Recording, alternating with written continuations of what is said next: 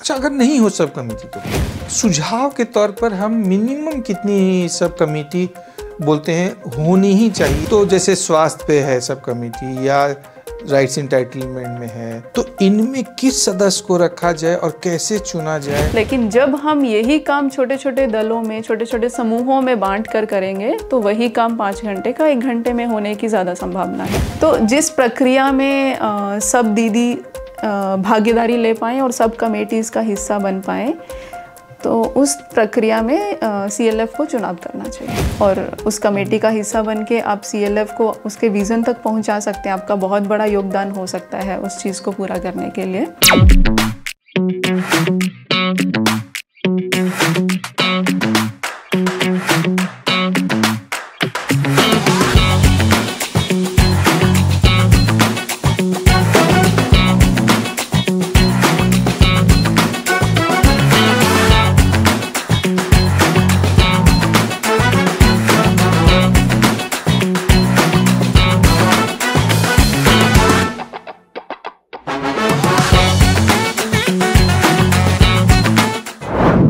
तो नमस्कार दोस्तों, आज ग्रामीण ज्ञान के संवाद के इस तीसरे एपिसोड में हमारे साथ एक बहुत ही ख़ास मेहमान हैं जिनका नाम है अनीता कुमारी जी।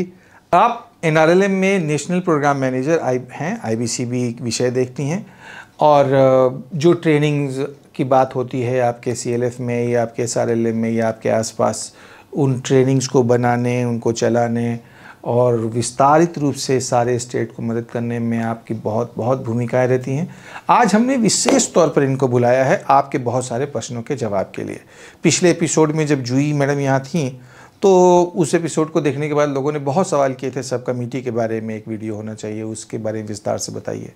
तो आज सब कमेटी के बारे में हम लोग अनीता जी से बात करेंगे। अनीता जी, आपका बहुत बहुत स्वागत है ग्रामीण ज्ञान के संवाद के इस तीसरे एपिसोड में। धन्यवाद। मैं भी आपको धन्यवाद देना चाहूँगी, आपने मुझे यहाँ इनवाइट किया और एक महत्वपूर्ण विषय पे चर्चा करने के लिए आज यहाँ पे मौका मिला है।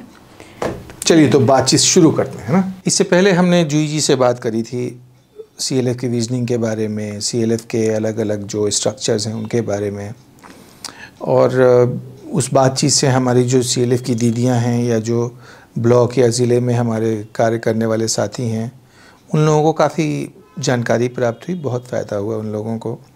और उन लोगों ने ही डिमांड की कि एक विषय और है जो बहुत महत्वपूर्ण है और उस पर बात की जाए।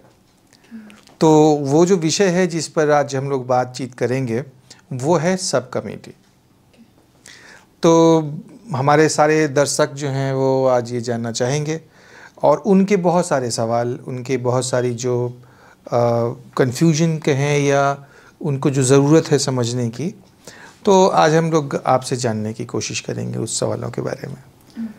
तो सबसे पहला सवाल तो ये है कि हमने लास्ट जो एपिसोड था उसमें समझा था कि विजनिंग बहुत इम्पॉर्टेंट है, एनुअल प्लानिंग बहुत इम्पॉर्टेंट है, बिजनेस प्लान बहुत इम्पॉर्टेंट है, उनके जो अलग अलग स्ट्रक्चर में पीलर्स हैं वो पीलर्स बहुत इम्पॉर्टेंट हैं, सिस्टम में अलग अलग जो सिस्टम्स हैं वो बहुत महत्वपूर्ण है।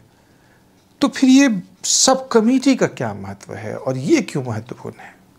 ओके, सो सबसे पहले तो मैं धन्यवाद करना चाहूँगी, आपने मुझे आज यहाँ आमंत्रित किया और ये जो विषय है ये बहुत ही महत्वपूर्ण विषय है। तो सब कमेटी जो है हम ऐसे समझ सकते हैं कि शासन का ही एक हिस्सा है, शासन से कुछ अलग नहीं है। ओके। तो जो सपना CLF ने देखा है, शासन की एक बहुत बड़ी जिम्मेदारी है उस सपने को पूरा करने के लिए और उसके लिए एक कार्यकारिणी समिति है जो CLF के अंदर है। अब उस कार्यकारिणी समिति के अंदर में जो सपने के दौरान CLF ने अलग अलग विषय चुने थे जिन पे, जैसे आपने बोला कि पिछली एपिसोड में हमने विजनिंग और विषय की बात की है, तो उन विषयों को सही सुचारू रूप से पूरा करना, उस सपने को पूरा करना, उसकी जिम्मेदारी को अच्छी तरह से निभाने के लिए सब कमेटियों की बहुत बड़ी भूमिका है। और ये जो सब कमेटियाँ हैं ये हमारी कार्यकारिणी समिति में छोटे कार्यकारी समूह हम जिनको बोल सकते हैं, जिनके पास एक एक्सपर्टीज़ है, एक एक्सपर्ट नॉलेज है, एक्सपर्ट एक्सपीरियंस है और जो अपनी एक्सपर्टीज़ और एक्सपीरियंस के साथ में उन स्पेसिफिक विषयों को आगे लेके जा सकते हैं। तो हम यही बोल सकते हैं कि ये जो छोटे छोटे एक्सपर्ट कार्यकारी समूह हैं, ये हमारी सब कमेटियाँ हैं। अच्छा, मतलब आप ये कह रहे हैं कि जो पिछली बार पिलर्स की बात हो रही थी तो गवर्नेंस, ऑपरेशन और मेंबरशिप की बात हुई, और ये बात हुई कि गवर्नेंस एक बहुत महत्वपूर्ण है जिसको आप शासन कह रही हैं। तो ये इसमें जो ईसी है, जो कार्यकारिणी है महिलाओं की, आप कह रहे हैं वो कार्यकारिणी अलग अलग विषयों के हिसाब से अपने अंदर ही सब कमिटीज़ बनाती हैं जी। और वो सब कमिटीज़ अलग अलग विषयों पर कार्य करती हैं। अच्छा, अगर नहीं हो सब कमेटी तो क्या होगा? मतलब देखिए, अगर ना बनाई जाए, मतलब मैं यही जानना चाहता हूँ। सब कमेटी नहीं बनाई जाए तो देखिए वो समझना बहुत ज़रूरी है, क्योंकि CLF के ऊपर बहुत बड़ा दायित्व है और सबसे बड़ा दायित्व है हमारे शासन के ऊपर, जो गवर्नेंस है।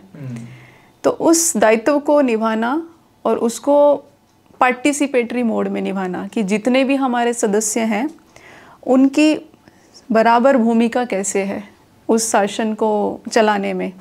तो हर सदस्य की पूरी भूमिका, बराबर भूमिका, और उस भूमिका को निभाते हुए उसका जो अकाउंटेबिलिटी है, उसकी जो ओनरशिप है अपने CLF के प्रति, वो होना बहुत ज़रूरी है।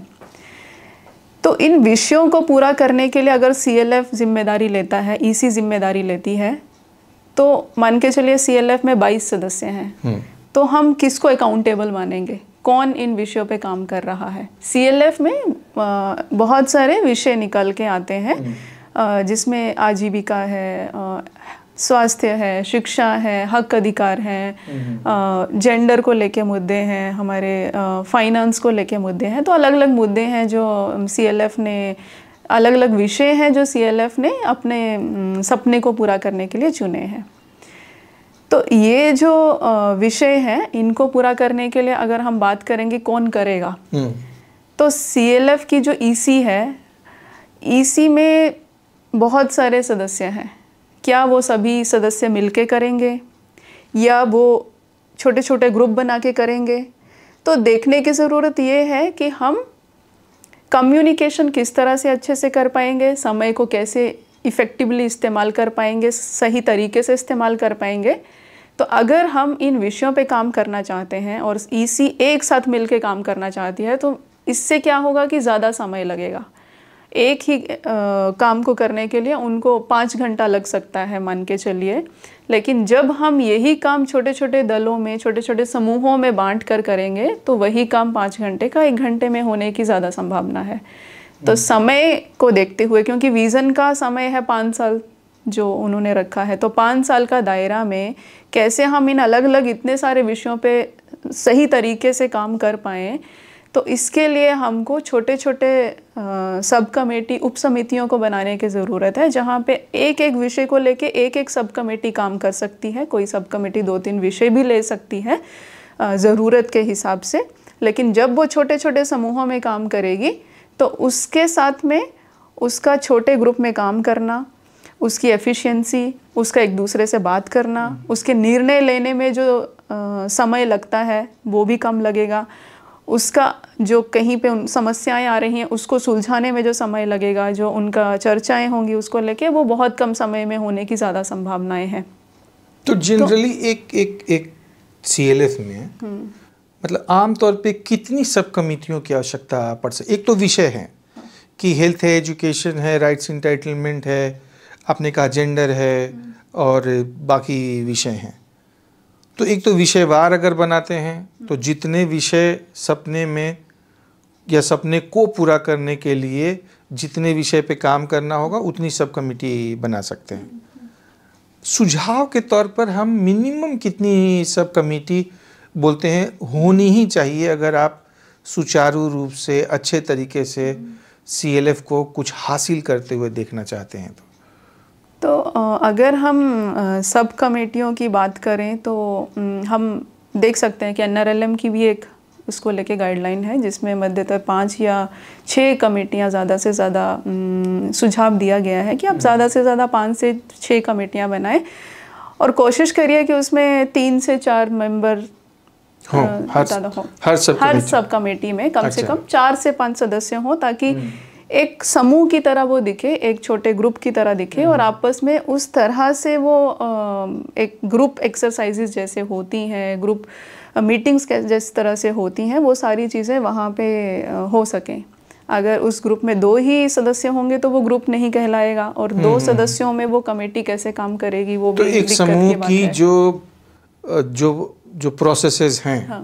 मतलब आप कह रहे हो कि एक अच्छा कम्युनिकेशन होना, अच्छे से प्रॉब्लम सॉल्विंग होना, डिसीजन होना, लीडरशिप होना, वो अगर 4 से 5 लोग हैं तो उन सबको मौका मिलेगा इस पूरी प्रक्रिया में भाग लेने का। अच्छा, और ऐसी 5 से 6 सब कमेटी हो सकती हैं, विषय के आधार पे कुछ कोई सब कमेटी 2-3 विषय भी ले सकती है। जैसे आमतौर पर जो NRLM की गाइडलाइन है, तो आजीविका में देखेंगे तो फार्म नॉन फार्म सेक्टर को एक साथ ही देखा जाता है, और इसके अलावा भी और कोई NTFP या और भी सेगमेंट हैं, वो लाइवलीहुड के नज़रिए से ही एक सब कमेटी में देखे जाते हैं।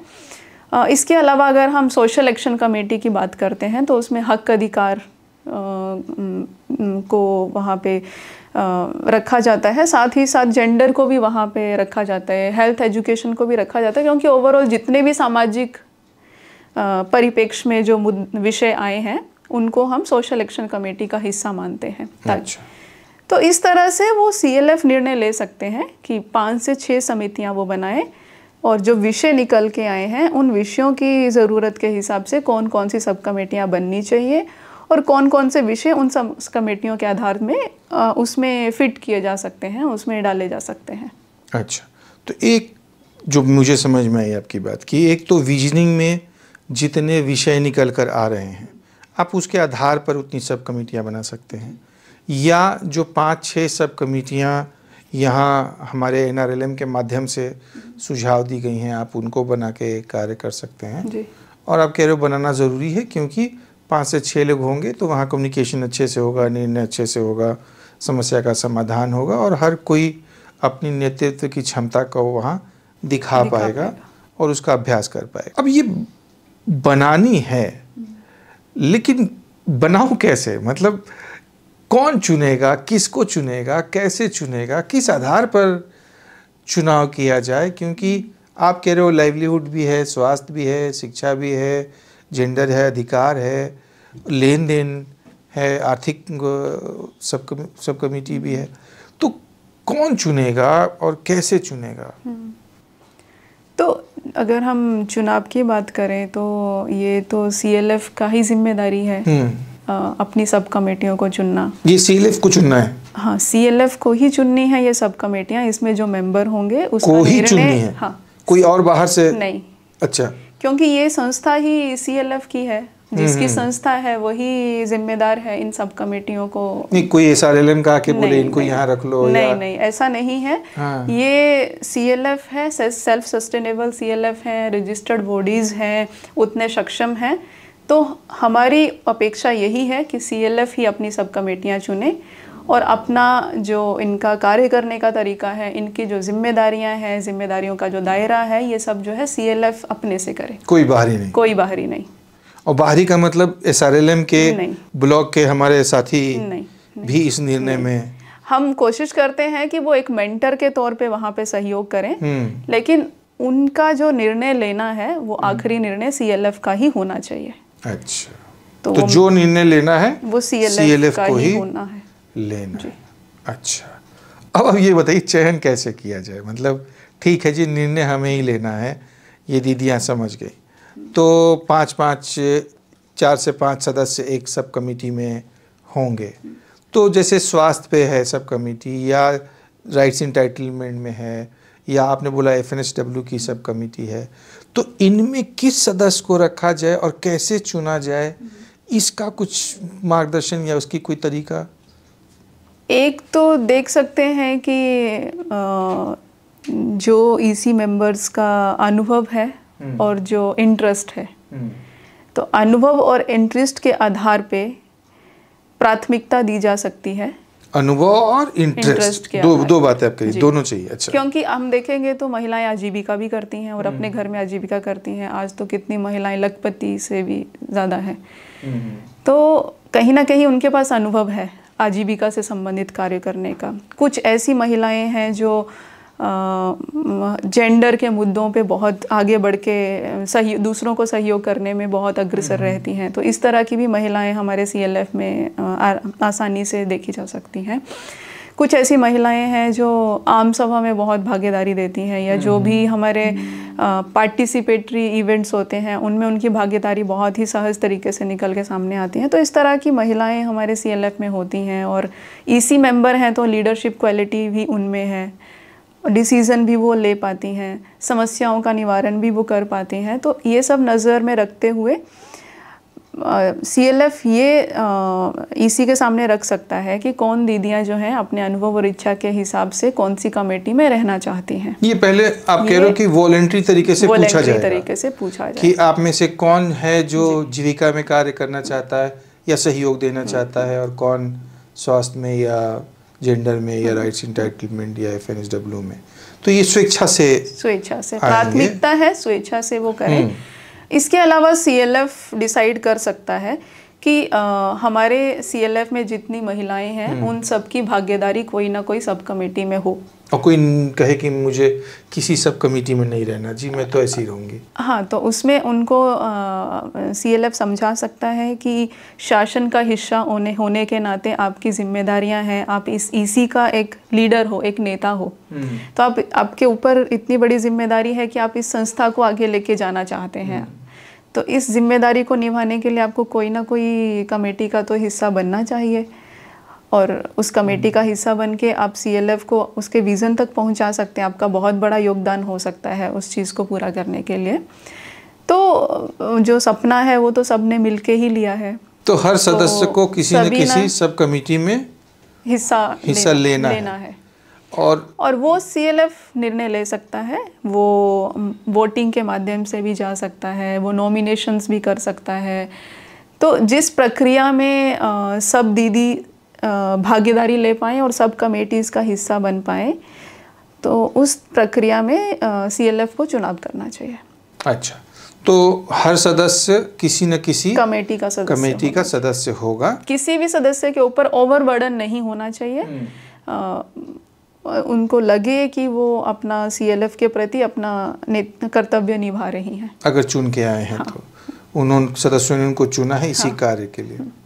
अच्छा, जैसे मान लीजिए मुझे चुन लिया गया, अब मुझे चुन लिया गया कि मैं राइट्स एंटाइटलमेंट की समिति में हूँ, या कोई ऐसा है जो शिक्षा स्वास्थ्य में है, या कोई ऐसा है जो लाइवलीहुड की सब कमेटी में है, तो मुझे सुचारू रूप से काम करने के लिए तो जानकारी चाहिए होगी। मुझे खुद भी अपने आप को अब जैसे अपडेट करना होगा, या समझना होगा लाइवलीहुड क्या है, कितने प्रकार के हैं, कैसे किया जाए, कैसे देखा जाए, वगैरह वगैरह। तो मुझे क्या करना होगा, मुझे सिखाएगा कौन, मतलब मैं ये कहना चाह रहा हूँ। तो इसमें अगर हम NRLM के प्रोस्पेक्टिव से देखें तो हमने अभी पिछले साल ही सब कमेटीज़ को लेके एक उस तरह का ट्रेनिंग का एक मैकेनिज़्म डेवलप किया था। उसमें हमने 3 सेट ऑफ सेगमेंट रखे थे। पहला में हम जहाँ पे बेसिक फॉर्मेशन की बात कर रहे थे कि CLF में सब कमेटियों की ज़रूरत क्यों है, सब कमेटियाँ हैं क्यों, कि कौन कौन सी सब कमेटियाँ बनना ज़रूरी हैं और उनके क्या दायित्व हैं। इसके साथ में हमने कोशिश किया था कि जो हमारी सब कमेटियाँ हैं उनको कैसे हम जो अलग अलग विषय हैं, विषयों के आधार पर उनको कैसे जागरूक किया जाए। तो वहाँ पे पहले आप कह रहे हो कि सब कमेटी क्या है, क्यों है, कैसे बनाई जाए, इसकी एक ट्रेनिंग होगी। हाँ, और कितनी सब कमेटियाँ बनानी चाहिए, कितनी सब कमेटियों की हमें ज़रूरत है। अच्छा, जब CLF ये समझने में सक्षम हो जाता है कि हमें ये सब कमेटियों की ज़रूरत है, तो उस ज़रूरत के आधार पे CLF के EC मेंबर्स को उन विषयों के ऊपर जानकारी देना, ट्रेनिंग देना, ओरिएंटेशन करने के लिए यानी सब कमेटी जिस विषय पे बनी है उस पर उन सदस्यों को ट्रेनिंग देना। हाँ। ये कौन देगा? इसके लिए एक जो है SRP हम लोगों ने मास्टर SRP नेशनल लेवल पे पिछले साल डेवलप किए थे। और ये जो मास्टर SRP थे ये नेशनल लेवल से सर्टिफाई होने के बाद में स्टेट में जाके स्टेट रिसोर्स पर्सन को डेवलप करने में सहयोग कर रहे हैं। और ये जो SRP हैं ये हर स्टेट में है? हर स्टेट में है मास्टर SRP। अच्छा। एक दो स्टेट छोड़ के, जैसे तेलंगाना है, लद्दाख उस समय नहीं आ पाए थे किसी कारणवश, लेकिन बाकी सभी राज्यों में और यूनियन टेरिटरीज में हमारे मास्टर SRPs हैं। और ये मास्टर SRPs जो हैं ये जाके हमारे जो SRP हैं उनको डेवलप करते हैं। जिस तरह से नेशनल लेवल पे हम उनको ट्रेनिंग देते हैं, कैपेसिटेट करते हैं, उसी प्रक्रिया में वो जाके SRPs को डेवलप। तो ये वही SRP जिसके बारे में पिछली बार जूही मैडम बता रही थी कि 3 CLF के ऊपर एक SRP होंगे। वही है। इन SRP को मास्टर SRP ट्रेनिंग देंगे? अच्छा।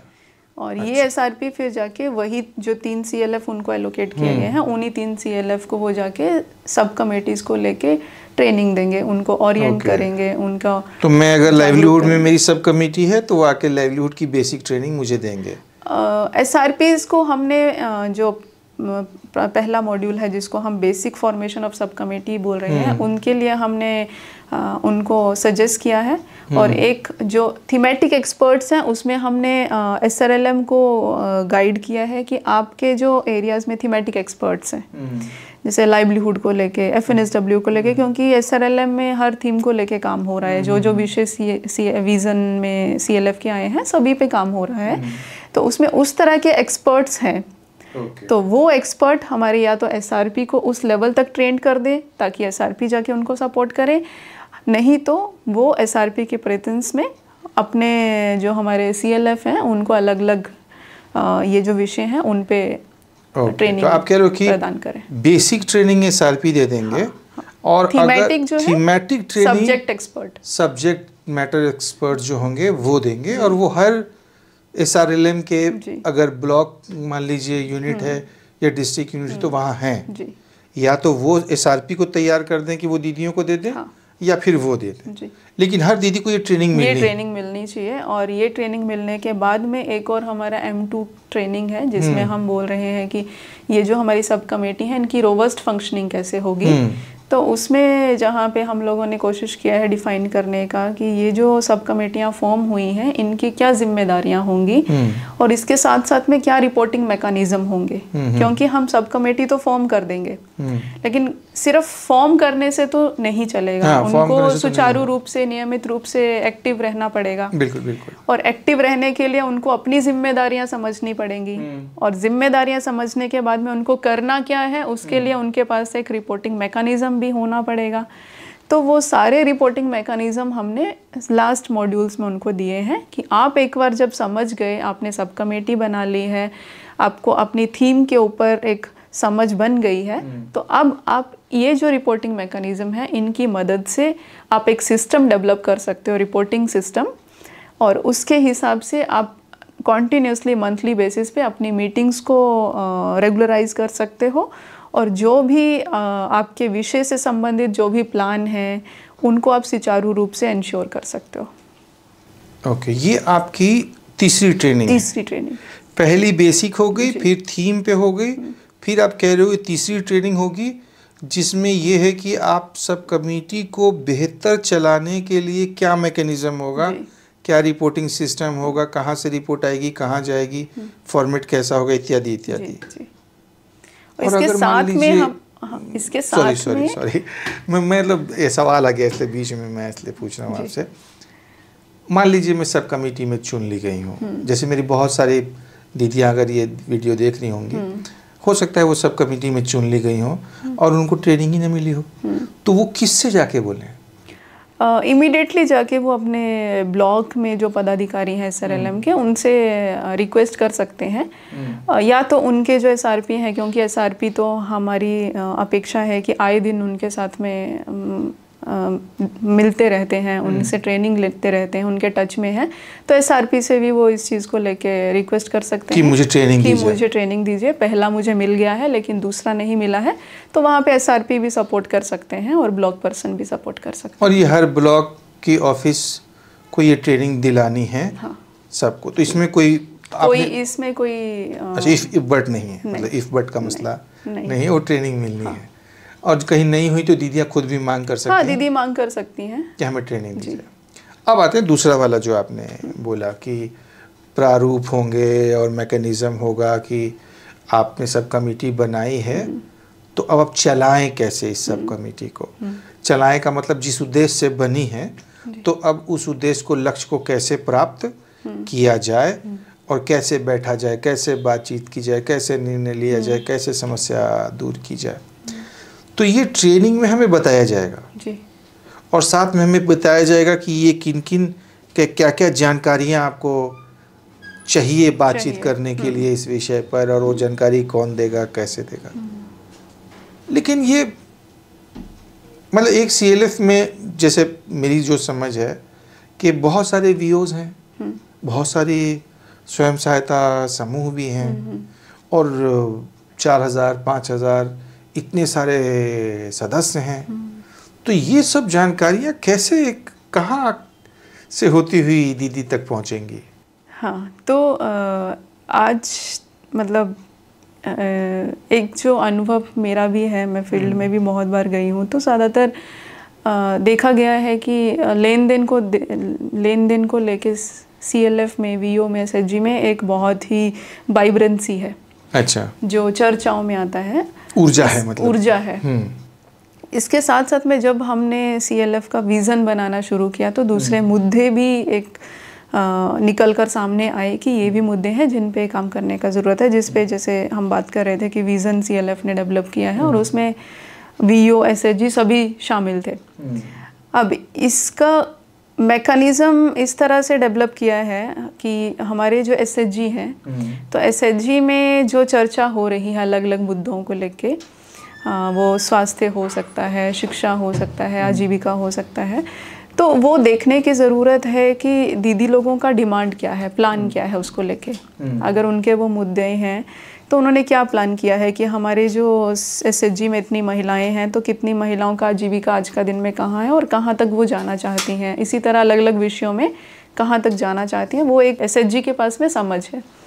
तो जो रिपोर्टिंग मैकेनिज़्म एक डेवलप किया गया है वहाँ पे SHG के लिए एक रिपोर्टिंग मैकेनिज़्म है, जहाँ पे कुछ इंडिकेटर सब्जेक्ट वाइज, विषय वाइज डिफाइन किए हैं, 4 से 5 इंडिकेटर मुख्यतः, कि आजीविका को लेकर जो है हमारी कितनी महिलाएं लखपति हैं, कितनी महिलाएं जो हैं वो एंटरप्राइजेज प्रमोशन से जुड़ी हुई हैं, कितनी महिलाएं हैं तो 3 से 4 लाइवलीहुड एक्टिविटीज़ कर रही हैं। तो इस तरह के कुछ कुछ इंडिकेटर्स जो हैं वो डिफाइन है। 20 से 25 इंडिकेटर है अगर हम 5 से 6 विषयों की बात करेंगे। तो सारे SHGs जब इन चर्चाओं को अपनी मीटिंग में, क्योंकि SHG साप्ताहिक बैठकी करता है, तो वो महीना में एक बार उन मुद्दों पे बातचीत करके उस रिपोर्ट को तैयार करेगा और तैयार करने के बाद में वो इसको VO के पास भेजेगा। जब वहाँ SHG के ग्राम संगठन, अच्छा, तो जो SHG के रिप्रेजेंटेटिव हैं वो वहाँ पे SHG को रिप्रेजेंट कर रहे हैं, तो वहाँ पे VO के सामने उनकी रिपोर्ट पहुँचनी चाहिए कि हमारे SHG इस स्थिति में है और आगे जाने के लिए उनको ये मदद का ज़रूरत है हमारे। तो जैसे CLF में उप समितियाँ हैं, VO में भी उप समितियाँ, अच्छा जी। तो इसी तरह से फिर वहाँ पे जब इनकी रिपोर्ट SHG की वहाँ पे जाएगी, तो उससे पहले हमने रिकमेंडेशन दिया है कि जो स्टाफ है VO के पास में अपने, हालांकि बुक कीपर और कुछ कम्युनिटी सर्विस प्रोवाइडर ही वहाँ पे सपोर्ट करते हैं, लेकिन वो वहाँ पे जो है वो जो SHG से रिपोर्ट आ रही हैं उसको कंपाइल करके रखें ताकि सब कमेटियाँ उस पर चर्चाएं कर पाएँ, और सब कमेटियों के चर्चा करने से जो निर्णय आ रहे हैं उन विषयों पे और जो सपोर्ट उनको CLF से चाहिए ग्राम संगठन को, उसको वो कंपाइल करके EC के साथ डिस्कशन करके एक रिपोर्ट बना के वो CLF को दे पाए। ओके। तो इस तरह से VO अपना फिर समूह ने दिया VO को, VO देगा VO ने CLF की उप समितियों ने उस पर समीक्षा की और अपनी एक फाइनल रिपोर्ट बनाई EC के माध्यम से, और EC के माध्यम से उन्होंने भेज दिया CLF को। अच्छा। तो इसी प्रक्रिया में फिर CLF जो है, CLF में सब उप समितियाँ आपस में सबसे पहले तो जो VO की रिपोर्ट्स आएंगी, तो CLF में हमारे पास ऑपरेशंस हैं, वहाँ पे हमारे पास 3 स्टाफ मैंडेटरी हैं। अच्छा। हमारा CLF मैनेजर, अकाउंटेंट, MIS। तो हमने वहाँ पे यही कहा है कि मैनेजर जो है वो होल एंड सोल रिस्पॉन्सिबल है सारी रिपोर्ट्स को कंपाइल करने के लिए, और वहाँ पे अकाउंटेंट और MIS की उनका सपोर्टिंग रोल में एक भूमिका है, मदद करने तैयार करने में। अच्छा। तो फाइनेंस से संबंधित जो भी रिपोर्ट है वो अकाउंटेंट से अपेक्षित है कि वो उनको देंगे, और जहाँ पे डेटा को लेके बातचीत है वहाँ पे MIS पर्सन जो है वो उनको सपोर्ट करेंगे। लेकिन ओवरऑल जो कंपाइल रिपोर्ट जो सब कमेटीज को जानी है और कुछ EC के OB मेंबर्स को जानी है, वो मैनेजर को ही तैयार तो हर महीने जब बैठक होगी तो उस बैठक से पहले ये रिपोर्ट तैयार होनी है। जीविका पे रिपोर्ट तैयार होगी, इतनी दीदियाँ लखपति, इतनी इंटरप्राइज और इतना प्लान था, इतना अचीव हो गया वगैरह वगैरह। इसी तरह से आप कह रहे हो कि लेन देन वाली समितियों का भी होगा और FNSW का भी होगा, जेंडर राइट्स एंटाइटलमेंट, अलग अलग विषयों पे रिपोर्ट बनी रहेगी। एक जो ये चीज़ है कि बैठक तो होती है 2-4 घंटे की ही, 3-4 घंटे की शायद होती होगी महीने में। तो इन 4 घंटे में इतने सारे सब्जेक्ट पे चर्चा कर लेना, निर्णय कर लेना, ये कैसे संभव है? इसका कोई तरीका है या मतलब क्या हमारी तरफ से क्या समझ बनाई गई है?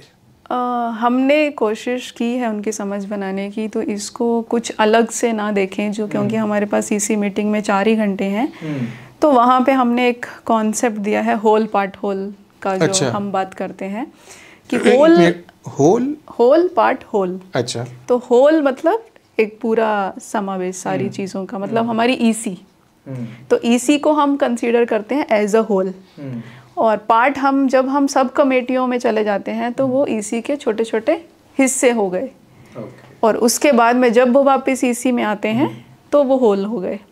जैसे ये घर होल है, और इसके अलग अलग जो पिलर्स हैं, ये पार्ट्स हैं, और ये सब जब आपस में मिलते हैं तो फिर पूरा घर बनता है। अच्छा। तो इसी तरह से हमारी जो CLF की बैठकी होती है, तो सबसे पहले जैसे बैठकी में सब EC मेंबर आते हैं, वो अपना जो प्रक्रिया है उसी हिसाब से जब काम करते हैं, उससे मतलब प्रार्थना करना या कुछ एजेंडा फाइनल करना, वो सब। इस समय सारे लोग होंगे, इस समय सारे EC के सदस्य एक साथ बैठेंगे।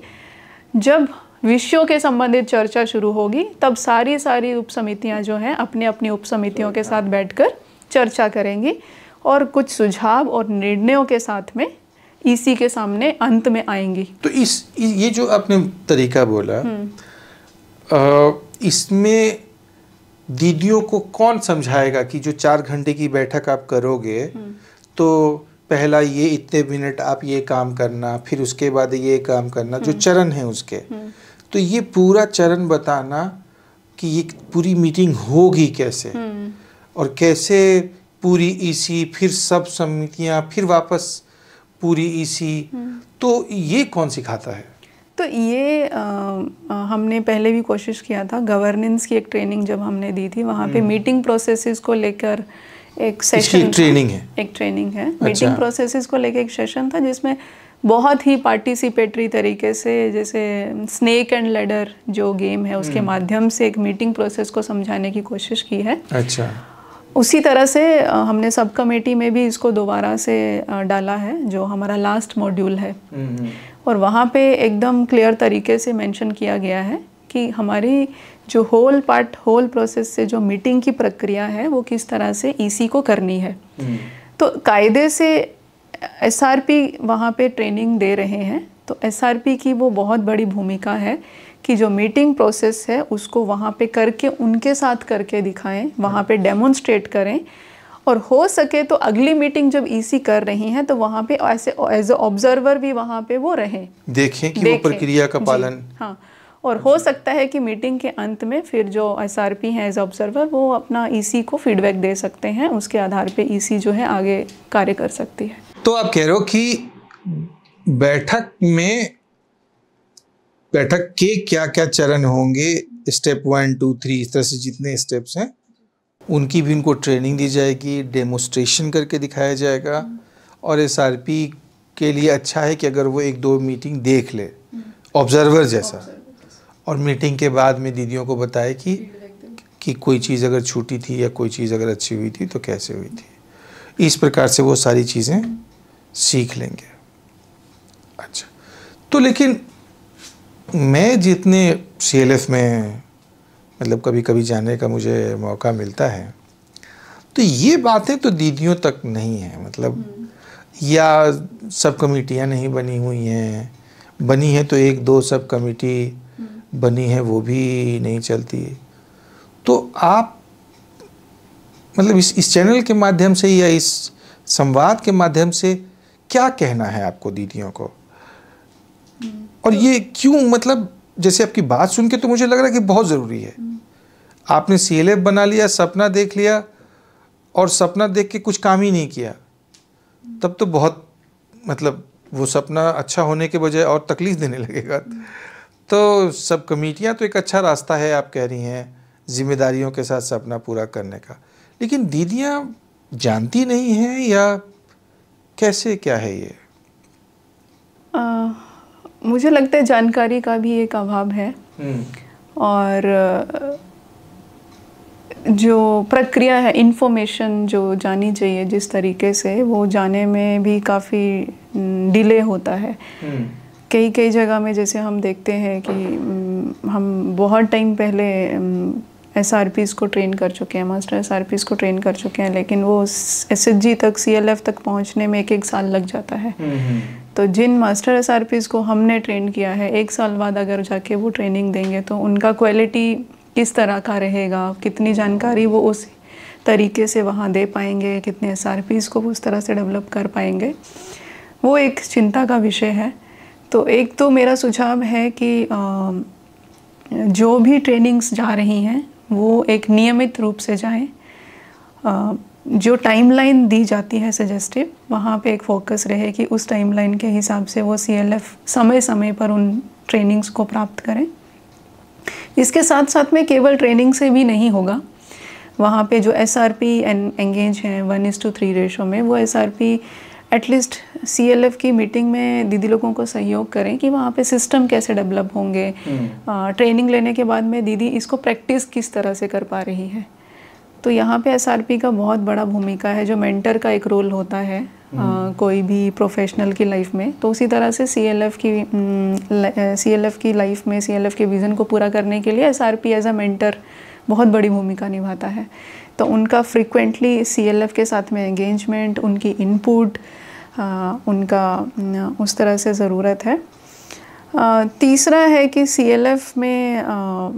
CLF भी खुद को कैसे एनालाइज कर पा रहा है कि वो अपने विज़न के हिसाब से कहाँ पहुँचा है और उसको कहाँ पहुँचने की ज़रूरत है। तो क्या CLF उतना सक्षम है कि अपनी ट्रेनिंग नीड असेसमेंट कर पा रहा है, या अपने जो प्लान है उनको मॉनिटर कर पा रहा है, उनको रिव्यू कर पा रहा है। तो ये CLF को भी समझना पड़ेगा कि अगर वो अपना विज़न तय कर रहा है तो उस विज़न तक पहुंचने के रास्ते क्या क्या हैं, और उस रास्ते तक पहुंचने के लिए उन्हें क्या क्या चीज़ का ज़रूरत है, क्या क्या सपोर्ट उनको रिक्वायर्ड है। एनुअल एक्शन प्लान जब बनाते हैं CLF का, उसमें भी आप देखेंगे तो सपोर्ट रिक्वायर्ड हमेशा उनसे पूछा जाता है कि आपको ये आप जो लोग पूछते हैं? नहीं, जो CLF अपना एनुअल एक्शन प्लान बनाता है, एनुअल एक्शन प्लान में जब वो ट्रेनिंग लेते हैं तो ट्रेनिंग का एक हिस्सा है, एक सेशन है जहाँ पे CLF का जो प्लान बनता है कि आप ये अलग अलग विषयों पे जो प्लान बनाए हैं वहाँ पे आप खुद से कितना कर पाएंगे, बाहरी जो हमारे स्टेक होल्डर हैं उनसे आपको क्या सहयोग चाहिए और किस तरह का सहयोग चाहिए। तो अगर CLF इस प्रक्रिया को सही तरीके से कर पा रहा है और उसे पता है कि हमको ट्रेनिंग्स चाहिए, किस को ट्रेनिंग चाहिए, हमारे कैडर को ट्रेनिंग चाहिए, हमारे OB मेंबर को चाहिए, या EC मेंबर्स को चाहिए, या सब कमेटीज़ को चाहिए, कौन कौन सी ट्रेनिंग्स चाहिए, अगर CLF इस तरह से नीड असेसमेंट कर पाता है तो उस तरह से वो अपना डिमांड जो है अपने स्टेक होल्डर्स के साथ में भी रख सकता है।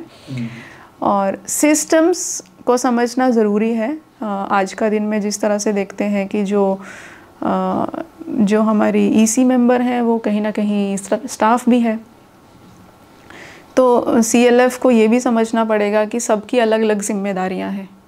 तो गवर्नेंस में जैसे जो टोपी का एक सेशन है कि जिसकी टोपी जिसके जिम्मेदारी है उसको वही टोपी पहनना चाहिए उस समय में। तो अगर हम अलग अलग टोपी पहनना शुरू करेंगे तो कहीं ना कहीं हम अपने विज़न की तरफ नहीं बढ़ पाएंगे। तो उसी तरह से अगर हम सब कमेटियां बना रहे हैं तो सब कमेटियों की भी एक जिम्मेदारी है, जब वो शासन की टोपी पहन के वहाँ पे बैठ रही हैं तो उसको सुचारू रूप से बनाना, उसको चलाना वो उनकी जिम्मेदारी है। यानी उनको डिमांड करना चाहिए। और डिमांड से भी ज़्यादा है कि उनको भागीदारी अपनी बढ़ानी पड़ेगी।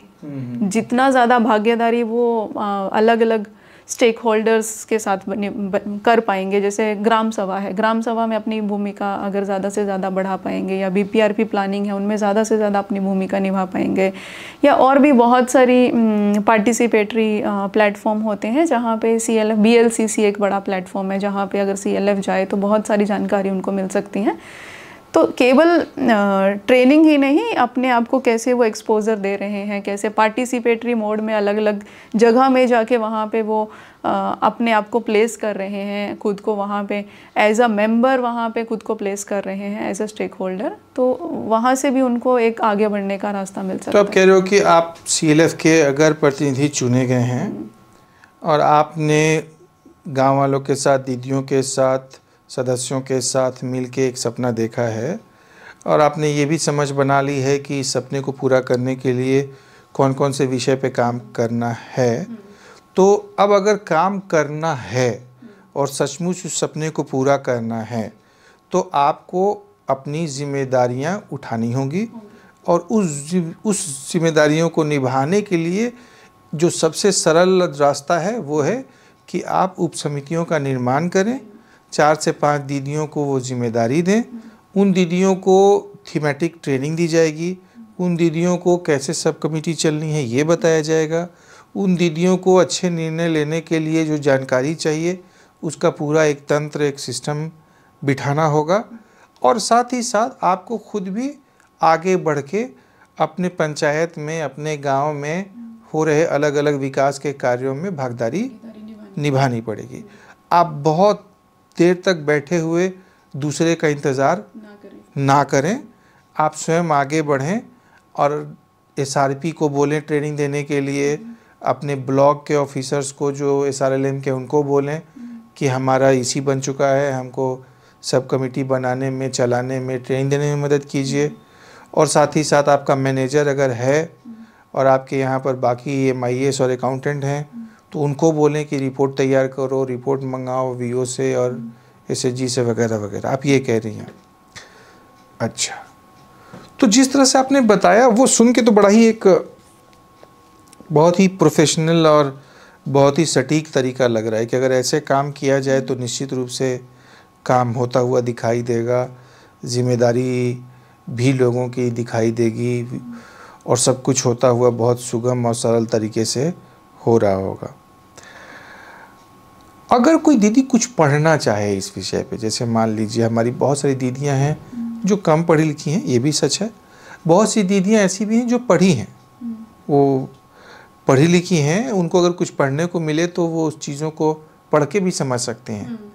ये बीच बीच में जिज्ञासा भी आती है कि मैं कैसे पढूं। तो अगर ये सब कमेटी को लेकर कोई डॉक्यूमेंट, कोई एसओपी या कुछ ऐसा है जो दीदियां पढ़ सकती हैं या खुद से समझ सकती हैं थोड़ा बहुत?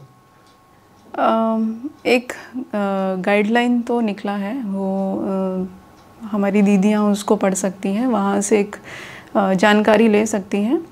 मुझे लगता है ये जो 2 मॉड्यूल्स भी बने हैं, कहीं ना कहीं स्टेट तो इसको कस्टमाइज़ कर रहे हैं वहाँ का लोकल भाषा में। अच्छा, तो उसको भी दीदी लोग पढ़ सकते हैं, क्योंकि ये मॉड्यूल इस तरह से बनाए गए हैं कि दीदी लोग अगर पढ़ेंगी भी इसको सरल तरीके से तो ये आराम से समझ सकती हैं। तो इसका भी वो लाभ उठा सकती हैं अपनी समझ को बढ़ाने के लिए। इसके अलावा अगर मतलब छोटे छोटे कुछ उस तरह के हमने कोशिश किया था लास्ट टाइम भी कि एक वीडियो को कैप्चर करने का, जब सब कमेटी ट्रेनिंग हम दिए थे उस टाइम पे मास्टर SRPs को नेशनल लेवल से, तो वहाँ से छोटे छोटे कुछ वीडियोस के क्लिप्स जो बहुत ही बेसिक समझ के साथ में दीदी लोग वहाँ से ज्ञान ले सकती हैं, तो वहाँ से भी एक जरिया हो सकता है दीदी लोगों तक सही जानकारी पहुँचाने का। और एक ग्रामीण ज्ञान तो है ही। तो आप खुद भी देख सकती हैं और आपके जो सदस्य हैं, जो साथी हैं गांव की, यहाँ तक कि जो समूह की दीदियाँ हैं, उनको भी बोल सकती हैं ग्रामीण ज्ञान का ये चैनल सब्सक्राइब करने के लिए। इस पे समय समय पर हम बहुत ही महत्वपूर्ण जानकारियाँ, सिर्फ सब कमेटी ही नहीं, CLF के बारे में, SHG के बारे में, सरकार की योजनाओं के बारे में, किसी कार्य को कैसे करें, छोटी छोटी बातें बताते ही रहते हैं। तो मुझे लगता है कि जितनी जानकारी आज आपने दी है ये बहुत महत्वपूर्ण है, लेकिन एक चीज़ जो मुझे फाइनली समझ में आई कि सुविधाएं हैं, व्यवस्था NRLM ने करके रखी हुई है और जिसके लिए की है, अब उसकी जिम्मेदारी है कि वो इस व्यवस्था का लाभ कैसे उठाता है। और साथ में हमारे जितने SRP साथीगण हैं, दोस्त हैं, जिन्होंने नेशनल लेवल पे ट्रेनिंग ली है या जो स्टेट में अपने बाकी साथियों को सिखा रहे हैं, ये आपकी भी जिम्मेदारी है कि जल्दी से जल्दी कम से कम समय में कैसे दीदियों तक पहुंचा जाए, ताकि हमारी दीदियों जी ने जो सपना देखा है उसको ज़मीन पर उतारें और अपने गांव को, अपने जैसा कि सपने में बोलते हैं कि दीदी अपने को, अपने घर को, अपने गांव को और हम सब मिलकर अपने देश को कैसे बदलें और देश का सपना कैसे पूरा करें। तो अनीता जी बहुत बहुत धन्यवाद आपका। आपने बहुत ही विस्तार से एक एक चीज़ें हमें समझाई, बताई। अगर कोई दीदी या कोई ये वीडियो देखने के बाद अगर कोई प्रश्न करता है या कोई भी तरह की अगर कोई पूछेगा तो हम आप तक ज़रूर पहुंचा देंगे। बहुत बहुत आपका बहुत बहुत धन्यवाद। Thank you.